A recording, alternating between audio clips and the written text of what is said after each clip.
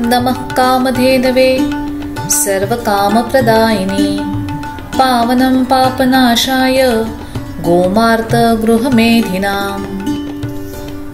हे कामधेनु, सर्व कामना पूर्ण करणारी, पवित्र, पापांचा नाश करणारी, गृहस्थांसाठी कल्याणकारक गोमाता, तुला नमस्कार। आज गोवत्स द्वादशी अर्थात वसुबारस, दिवाळीची सुरुवात। एका पौराणिक कथेनुसार समुद्र मंथनाच्या वेळेस 5 कामधेनू उत्पन्न झाल्या। त्यापैकी नंदा नामक कामधेनूस उद्देशून हे व्रत केलं जातं। एका पौराणिक कथेनुसार एका दाम्पत्याला ज्योतिषाने सांगितलं की तुझं मूल जन्मतःच मृत पावेल, म्हणून त्या पती पत्नीने गायीची सेवा करण्यास सुरुवात केली, विशेषतः वासराची। गायीच्या आशीर्वादाने त्यांचं मूल सुरक्षित राहिलं आणि दीर्घायुष्य झालं। गायीप्रती कृतज्ञता व्यक्त करायला ह्या दिवशी गायीची आणि वासराची पूजा केली जाते। या दिवसापासून घराबाहेर रांगोळी काढायला, तुळशी पुढे दिवा लावायला आणि रोषणाई करायला देखील सुरुवात होते। या दिवशी उपवास केला जातो। त्यामागील वैज्ञानिक कारण म्हणजे ऋतू बदल झालेला असतो। शरीर डिटॉक्स होणं खूप गरजेचं असतं। उपवास केल्याने पचनशक्तीला आराम मिळतो, वात, पित्त आणि कफ यांचं संतुलन होण्यास मदत होते। मंडळी, विज्ञानाने आता अनेक गोष्टी मान्य केल्यात, पण आपल्या ऋषीमुनींना ह्या गोष्टी हजारो वर्षापासून ज्ञात होत्या।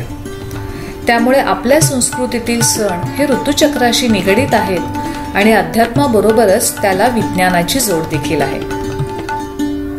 हा दिवस भारतातील विविध प्रांतात अतिशय उत्साहात साजरा करतात।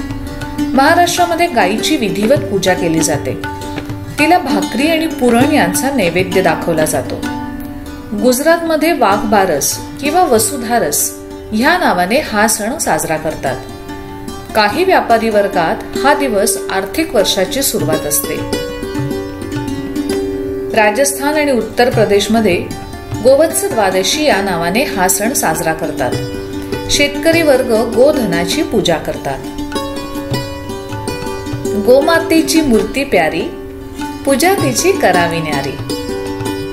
गोपूजनाने सुरुवात करू गोड, तिला प्रेम, श्रद्धा आणि ममतेची जोड। सजवून घर करू मन पावन, गायी विना अपूर्ण आहे जीवन, अपूर्ण आहे जीवन।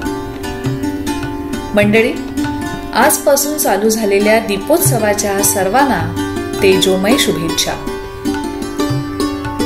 गोवत्स द्वादशीची ही माहिती कशी वाटली हे अवश्य कमेंट करून सांगा।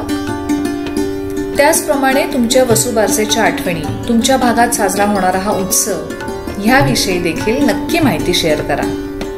आपली संस्कृती आणि सण ह्याविषयी जाणून घेण्यासाठी चॅनलला लाईक आणि सबस्क्राईब करा।